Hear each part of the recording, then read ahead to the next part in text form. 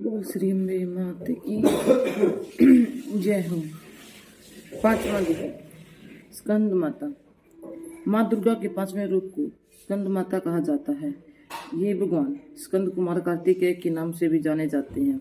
इन्हीं भगवान स्कंद अर्थात कार्तिकेय की माता होने के कारण माँ दुर्गा के इस पांचवें रूप को स्कंद माता के नाम से जाना जाता है। इसकी उपासना नवरात्रि पूजा के पांचवें दिन की जाती है।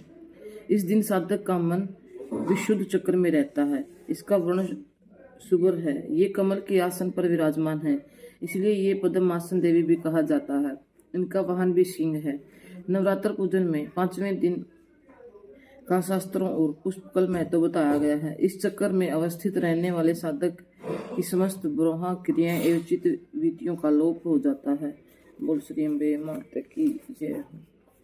सातवां अध्याय चंडमुंड का वध। ओम ऋषि बोले, दैत्य राज शुभ की आज्ञा पाकर चंडमुंड चतुर्गिनी सेना को साथ लेकर देवी दुर्गा के साथ युद्ध करने तथा उसे बंधन बनाने के लिए चल दिए। हिमालय पर्वत पर पहुंचकर उन्होंने देवी को अपने वाहन सिंह पर बैठी हुई देखा। वे सब धनुष उठाकर और हाथों में तलवार उठाकर देवी के समीप पहुंचे। देवी ने जब चंडमुंड और असुर सेना को देखा तो क्रोध से उनका मुख काला हो गया। उनकी भुकुटियां चढ़ गई और ललाट से भयंकर विस्तृत मुख वाली लाल आंखों वाली काली देवी प्रकट हो गई। वह अपने हाथों में तलवार और पास लिए हुई थी। वहीं विचित्र खड़क धारण किए चित्ते के चरम में की साड़ी तथा चरमुंडों की माला धारण की हुई थी। उनका भयानक शुष्क शरीर केवल हड्डियों का ढांचा था, जिसे वह अत्यंत भयंकर जान पड़ी थी। इसका मुख विशाल था। जीभ लपलपाने के कारण वे और भी डरावनी लग रही थी। आंखें अंदर की ओर घसी हुई थी और लाल हो रही थी।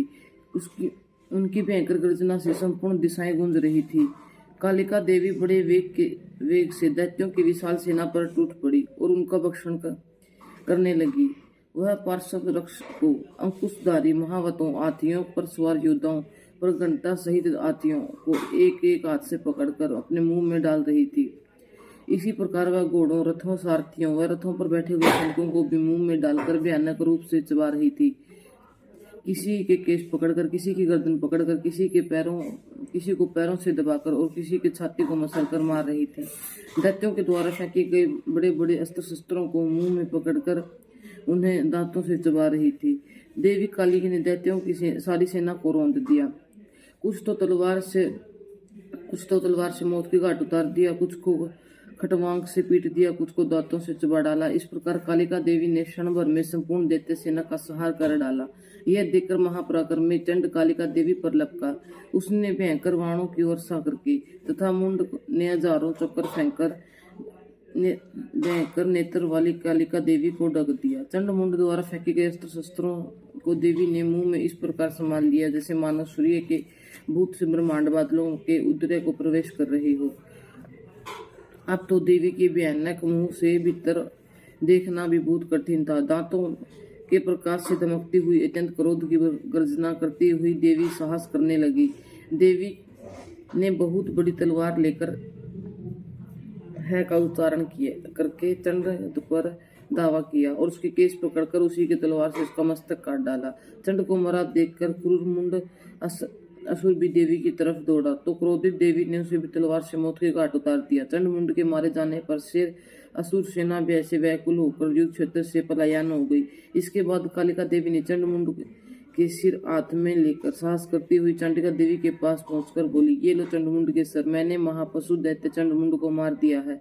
अब तुम इसे युद्ध में शुभ निशुभ को मौत के घाट उतारना। मेघा ऋषि बोले, चंडमुंड के सिरों को कालिका देवी के हाथों में देखकर देवी चंडिका बोली, तुम आज से संसार की चामुंडा देवी के नाम से विख्यात हो जाओगी। बोल श्री अम्बे माता की जय हो।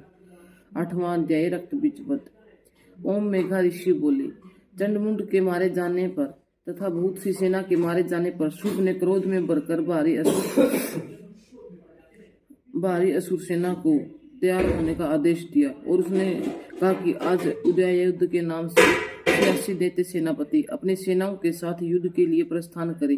कंबू नाम के दैत्य ने सेना नायक अपनी वाहिनी से गिरे हुए प्रस्थान करे। कोटि वीर्य नामक 50 सेनापति और धर्मकुल नाम के 100 सेनापति भी युद्ध में प्रस्थान करें। कालका द्रोह मयूर वंशी तथा कालवंशी असुर भी युद्ध के मैदान में पहुंचे। यह मेरी आज्ञा है। इस प्रकार राजा शुभ भविष्य में बहुत बड़ी सेना लेकर युद्ध में चला। चंडिका देवी ने देखा कि शुभ भयानक सेना लेकर आ रहा है, तो उसने अपने धनुष की टंकार करके पृथ्वी और आकाश के मध्यम भाग को गुंजा दिया। उनके सिंह ने भी महान गर्जना की। चांडिका ने अपना घंटा बजाकर नाद दूना कर दिया और कालिका का मुंह और बढ़ गया। धनुष की टंकार, सिंह की गर्जना और घंटे की आवाज से इतना शोर गुंजार हो रहा था कि चारों दिशाएं परिपूर्ण हो गई।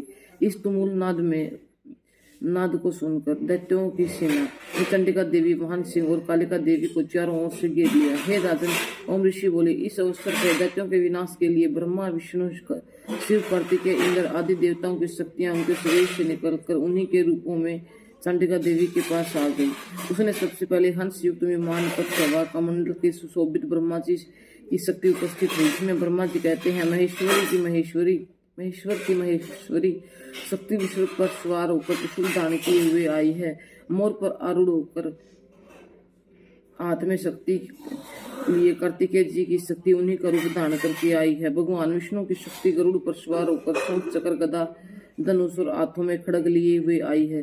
श्री हरि की शक्ति विराह का शरीर धारण किए हुए, नरसिंह जी की शक्ति नरसिंह जी के समान शरीर धारण किए हुए आई है। इंद्र की शक्ति इंद्र का रूप धारण कर वर्ज हाथ को लेकर इरावती पर बैठकर युद्ध के लिए आई है। तब देव शक्तियों से चंडिका देवी ने महादेव से कहा, मेरी प्रसन्नता के लिए इन असुरों का संहार करो। इतना कहते ही देवी के शरीर से भयंकर रूप धारण की हुई चंडिका की शक्ति प्रकट हुई, जिसकी चिंकार सैकड़ों चिकारों के समान थी। इस अपराजिता देवी के धूमर रंग की जटा वाले शंकर जी ने कहा, हे भगवान, आप मेरे दूत के रूप में शुभ के पास जाकर उसे तथा निशुभ और दूसरे राक्षसों से जो यहाँ युद्ध करने हेतु आए हैं उनसे कहना, यदि तुम जीवित रहना चाहते हो तो त्रिलोकी राजा इंद्र को सौंप दो। देवता को उनका यज्ञ का भाग मिलना चाहिए और तुम सब पाताल लौट जाओ। यदि बल के घमंड पर तुम्हें लड़ने की इच्छा हो तो फिर तुम्हारे मांस को मेरी योगनियां प्राप्त होंगी। भगवान शिव को देवी के दूत के रूप में भेजा गया था, इसलिए वे संसार में शिवदूती के नाम से प्रसिद्ध हुई। भगवान शिव ने देवी के दूत के रूप में जब महासुरों के पास जाकर देवी के वचन सुनाए तो वे क्रोध में भर गए और कात्यायनी देवी से युद्ध करने के लिए आगे बढ़े। राक्षसों ने बाण से शक्ति, सृष्टि और आयु युद्धों से देवी पर आक्रमण कर दिया। इस पर देवी ने अपने धनुष से पहने बाण राक्षसों द्वारा छोड़े हुए अस्त्र शस्त्रों को बच्चों को खेलने के समान काट डाले। इसके बाद कालिका देवी ने अपने सम्मुख होकर शत्रुओं के त्रिशूल के प्रहारों को चीरती फाड़ती हुई खटकवांग में कुचलती विचरने लगी। ब्राह्मणी देवी भी जिधर निकल जाती वहीं अपने कमंडल से राक्षसों पर जिल छिड़क कर वह बल और पराक्रम को नष्ट कर रही थी। इसी प्रकार महेश्वरी भी अत्यंत क्रोध से भरकर त्रिशूल तथा वैष्णो देवी भी अपने चक्र से, कामोरी देवी अपनी शक्तियों से राक्षसों का विनाश कर रही थी। इंद्री देवी ने अपने वज्र द्वारा सैकड़ों असुरों को काट डाला। वे पृथ्वी पर गिर पड़े, उनके शरीर से रक्त की धारा बहने लगी। विराही देवी अपने दंड से प्रहार से असुर का विनाश करने लगी। बड़े बड़े राक्षसों के सिर कटकर उनके चक्र से काटकर पृथ्वी पर गिरने लगे। नरसिंह ने अपने नखों से राक्षसों की विधरणी करके उनका भक्षण करने लगी। सिंहनाद ने भी चारों दिशाओं में गूंजती हुई रणभूमि में विचरण करने लगी। शिवदूती व प्रचंड एहसास से कितने दैत्य भयभीत होकर पृथ्वी पर गिर पड़े कि उनके गिरते ही उनका भक्षण कर जाती थी। इसी प्रकार क्रोधित मात्र गणों द्वारा अनेकानेक उपायों से बड़े बड़े राक्षसों को मरते देखकर राक्षसी सेना भाग उठी। सेना को भागते हुए देखकर रक्तबीज नामक महान पराक्रमी असुर क्रोध में भरकर युद्ध के लिए आगे बढ़ा। रक्तबीज की विशेषता यह थी कि उसके शरीर से रक्त जैसे ही पृथ्वी पर गिरती वैसे ही शरीर वाले बलवान दैत्य पृथ्वी पर उत्पन्न हो जाती है। रक्तबीज हाथ में गदा लेकर इंद्र शक्ति इंद्री से युद्ध करने लगा। जब इंद्री ने अपने वज्र से रक्तबीज को मारा तो रक्तबीज के शरीर से बहुत सा रक्त निकला। पृथ्वी पर गिरने पर उसी प्रकार से समान रूप वाले पराक्रम योद्धा उत्पन्न हो गए। इसी प्रकार रक्तबीज के रक्त से दैत्य मात्र गणों को साथ घोर युद्ध करने लगे। इस पर देवी ने वज्र प्रहार करके रक्तबीज का सिर काट दिया और उसके शरीर से रक्त बहा तो हजारों राक्षस पैदा हो गए। वैष्णव शक्ति में चक्र द्वारा रक्त बीज को मारा तो उसके शरीर से जो ही रक्त बह रहा था उसे ये हजारों उसी के समान महासुर पैदा हो गई, जिससे सारा संसार भर गया। इससे देवी भयभीत हो गई, देवता भी भयभीत हो गए। देवताओं को डरा हुआ और उदास देखकर तब चंडिका देवी ने काली देवी से कहा, हे चामुंडे, तुम अपना मुख विस्तार से फैला दो। मेरे शस्त्र पर हार गिरते ही रक्त को अपने मुख से पीते जाओ। इस प्रकार रक्त में उत्पन्न होने वाले असुरों का भक्षण करती हुई भ्रमण करूंगी तो रक्त बीज का संपूर्ण रक्त समाप्त हो जाएगा। रक्त की पृथ्वी पर न गिरने पर नए राक्षस पैदा नहीं हो सकेंगे। इस तरह काली देवी को समझाकर देवी दुर्गा ने रक्त बीज पर त्रिशूल का प्रहार किया। तत्काल ही काली देवी ने रक्त बीज के रक्त को मुख में पी लिया। उसी तरह रक्त बीज ने देवी चांडिका से गदा पर प्रहार किया, किंतु उसके प्रहार पर देवी का कुछ असर नहीं हुआ। रक्त बीज के शतविभूषित शरीर में बहुत सा रक्त बहने लगा, परंतु उसके रक्त को पृथ्वी पर गिरने से पहले ही काली देवी ने अपने मुंह में ले लिया।